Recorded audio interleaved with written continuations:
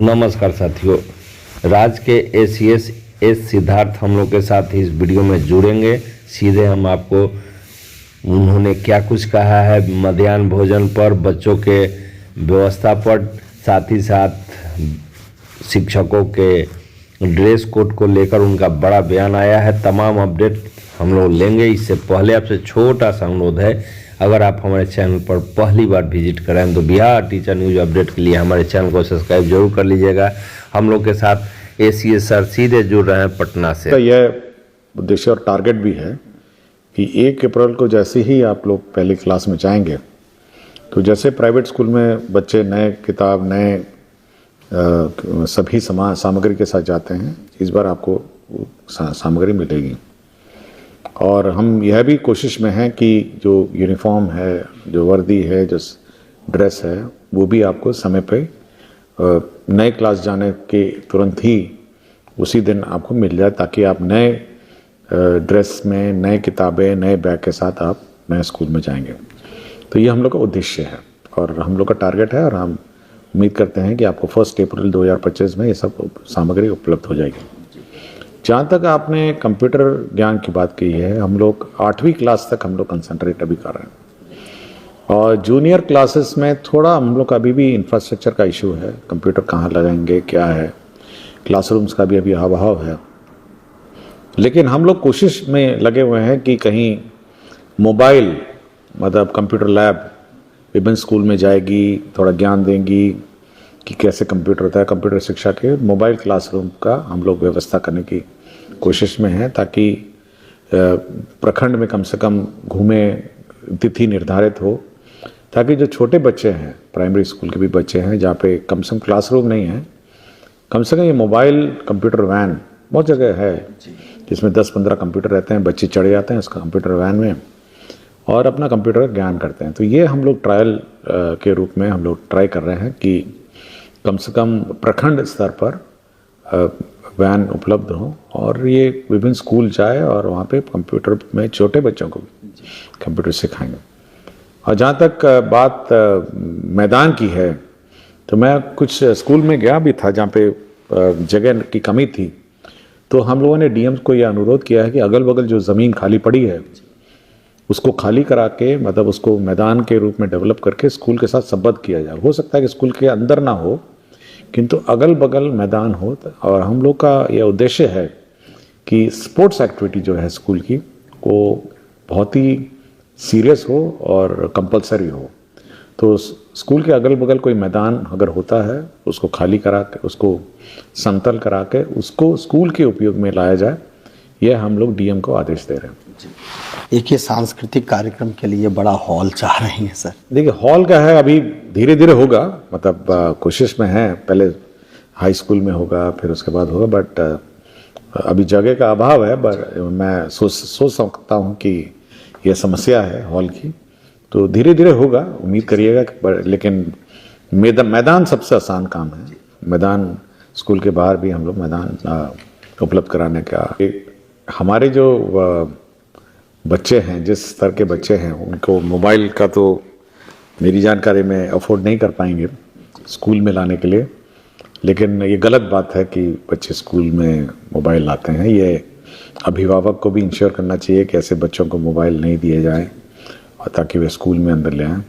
और हम लोग कोशिश करेंगे कि सरप्राइज चेकिंग रखें। अब रोज़ हम चेकिंग तो लगा नहीं सकते हैं कि रोज़ सबका बैग चेक किया जाए, लेकिन इंस्ट्रक्शन ज़रूर दे सकते हैं कि अगर बच्चा मोबाइल किसी कारण से लाना ज़रूरत भी पड़ जाए तो कहीं जमा करके रखेगा और स्कूल समाप्ति के बाद ले जाएगा। और स्कूल में मोबाइल ऑब्वियसली अलाउड नहीं है, मतलब ये बहुत ही स्ट्रिक्टली अलाउड नहीं है। ये कंप्लेंट आई है, हम लोगों ने जो जिला शिक्षा पदाधिकारी है उसको कहा है, और उम्मीद करते हैं कि सप्ताह भर में आपको राशि मिल जाएगी। ये कंप्लेंट की जाँच होगी और जो भी दोषी होंगे उस पर भी मैं कार्रवाई करूँगा। जहाँ तक लेबॉर्ट्री की बात है, तो मैं सभी टीचर से ये अनुरोध करता हूँ, और मैं 2-3 स्कूल्स में गया भी था। तो वहाँ हुआ ये था कि एक स्कूल गया था मैं, वहाँ पे मैंने पूछा जो टीचर है हेडमास्टर से, मैंने पूछा ये बच्चे कहाँ? तो बोला लेबॉर्ट्री क्लास चल रही है। तो जब मैं उस क्लास में गया तो देखा लेबॉर्ट्री तो क्लास थी, लेकिन उसमें क्लास चल रही थी। मतलब मेरा ये अनुरोध है टीचर से कि लेबोरेटरी क्लास का मतलब ये नहीं कि लेबोरेटरी में क्लास चलाना। लेबोरेटरी क्लास का मतलब है लेबोरेटरी में जो केमिकल है, उसमें जो उपकरण है या जो भी माइक्रोस्कोप है, उसका प्रयोग करके बच्चों को सिखाना। ये नहीं कि उसको एक क्लासरूम बना दिया जाए और कह दिया जाए कि आज तो लेबोरेटरी की क्लास है, लेबोरेटरी में बैठिए और क्लासरूम चलाइए। ये बिल्कुल गलत है। तो ये जो भी टीचर हैं, हम लोग चेक करेंगे और फिर एक बार इंस्पेक्शन टीम जाएगी और ये चेक करने जाएगी कि ये वास्तव में क्या हो रहा है और क्यों लेबोरेटरी का काम नहीं हो रहा। और मैं जब भी जाता हूँ 2-3 चीज़ें ज़रूर चेक करता हूँ कि लेबोरेटरी में माइक्रोस्कोप चालू हालत में है, केमिकल्स हैं केमिस्ट्री लैब में, और वो जो फ्लेम है, जो गैस है और फ्लेम है, वो उपलब्ध है या नहीं, फिजिक्स लेबोरेटरी में बैटरी है या नहीं। ये 2-3 चीज़ें मैं ज़रूर चेक करता हूँ कि बैटरी, अगर बैटरी नहीं हुई तो फिजिक्स लैब क्या चलेगा, अगर फ्लेम नहीं है तो क्या आप केमिस्ट्री करेंगे। और क्लास में अगर अब लेबोरेटरी क्लास में माइक्रोस्कोप ही नहीं है तो इसका मतलब कुछ कर नहीं रहे हैं, केवल खाना पूरी हो रही है। तो ये बेसिक चीज़ें मैं ज़रूर चेक करता हूँ। लेकिन मुझे ठीक नहीं लगा, ये सिवान का स्कूल था और मैं जब गया तो वही लेबोरेटरी में क्लास चल रही थी, लेबोरेटरी क्लास नहीं चल रही थी। तो सुधार का मौका हम लोग सभी टीचर को दे रहे हैं और नहीं सुधरेंगे तो फिर बाद में कार्रवाई भी होगी। ऐसा नहीं क्या कि 2-3 बार हम लोग अनुरोध ज़रूर करेंगे, लेकिन जब इसका अनुपालन नहीं होगा और इंस्ट्रक्शंस का अनुपालन नहीं होगा तो कार्रवाई कर देंगे। जी, ये एक अनुपमा सिंह हैं, ये ग्रेजुएट टीचर हैं बरौनी बेगूसराय से। इनका कहना है कि बिहार के प्रारंभिक विद्यालयों में स्वच्छता के 5 स्टार मानक अपने इसमें राशि देना बंद कर दिया, यूनिसेफ की फंडिंग बंद हो गई और यूनिसेफ का हमसे अनुरोध है कि हम लोग अपनी राशि से इस कार्यक्रम में चलाएं। तो अब हम लोग इसको अपनी राशि से चलाने की कोशिश में हैं और उम्मीद करते हैं कि जनवरी, फरवरी, मार्च में एक बार कम से कम हम लोग इसका असेसमेंट शुरू करेंगे यूनिसेफ की मदद से। ये कार्यक्रम बंद हो गया था और क्योंकि यूनिसेफ ने अपना बजट में प्रोविजन नहीं रखा और पैसा नहीं दिया, तो अब हम लोग अपनी राशि से इसका असेसमेंट यूनिसेफ की मदद से ही करेंगे। किंतु अब हम लोग अपना सेविका, जीविका सबको बोला है कि अगर कोई बच्चा बाहर घूमता हुआ नजर आए उसको आप समझा बुझा के स्कूल में भेजिए, नहीं समझाता है तो हेडमास्टर के पास ले आइए। और हम लोग ये कहते हैं कि स्कूल के समय सड़क पे गांव में कोई बच्चा बाहर नजर नहीं आए। हम जब भी जाते हैं ये जरूर देखते हैं कि स्कूल के समय कितने बच्चे बाहर हैं। तो ये गांव वालों का और पूरे समाज के, गांव में अब कैसे लगता है आपके टोले में अगर बच्चा स्कूल के टाइम में बाहर घूम रहा हो। और बार बार मैं बोलता हूँ कि एक अशिक्षित बच्चा उस गांव के लिए मुसीबत है। मैं बार बार ये बात कहा, मैं पिछले भी 2-3 इंटरव्यू में मैंने कुछ कहा है कि अशिक्षित बच्चा उस गांव के लिए मुसीबत है। इसलिए ये गांव का दायित्व है और गांव के वार्ड मेंबर का, मुखिया का, कि उस बच्चे को पकड़ के लाइए और उसको स्कूल में आप समझा बुझा के उसको स्कूल में भर्ती कराइए, उसको अशिक्षित नहीं रखिए। अभी कैसे देखते रहता है लोग कि भाई देखो तालाब में मछली पकड़ रहा है, नदी में मछली पकड़ता है या बाहर ऐसी घूम रहा है, मतलब कोई बिना किसी उद्देश्य के।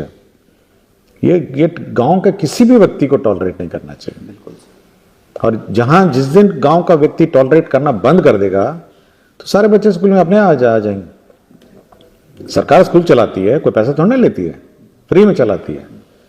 बच्चों को बैठाइए, समझाइए, बोलिए कि जाके स्कूल में पढ़िए।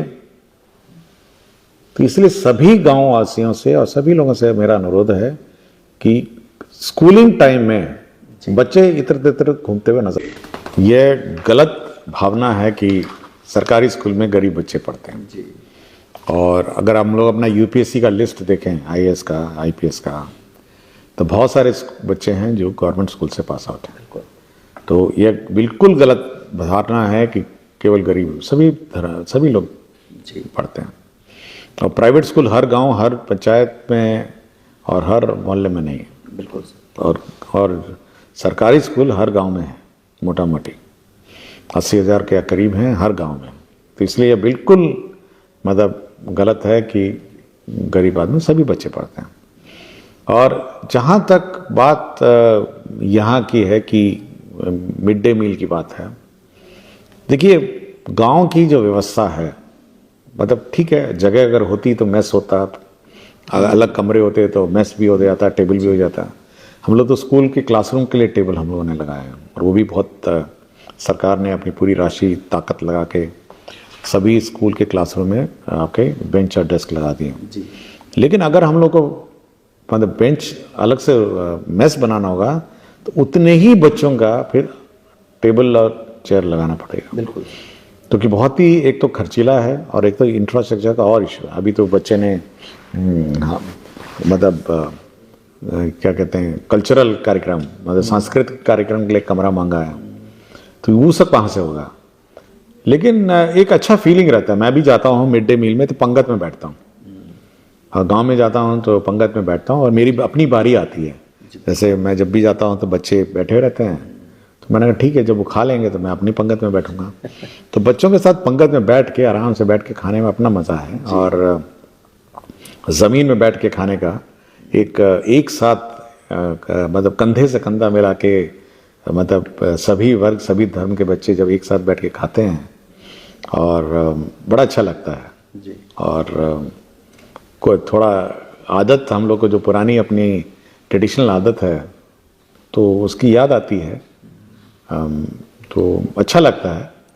लेकिन अगर बहुत व्यवस्था हो और बहुत ही बड़े कैंपसेस हों तो हम लोग मेस हॉस्टल की तरह रख सकते हैं, किंतु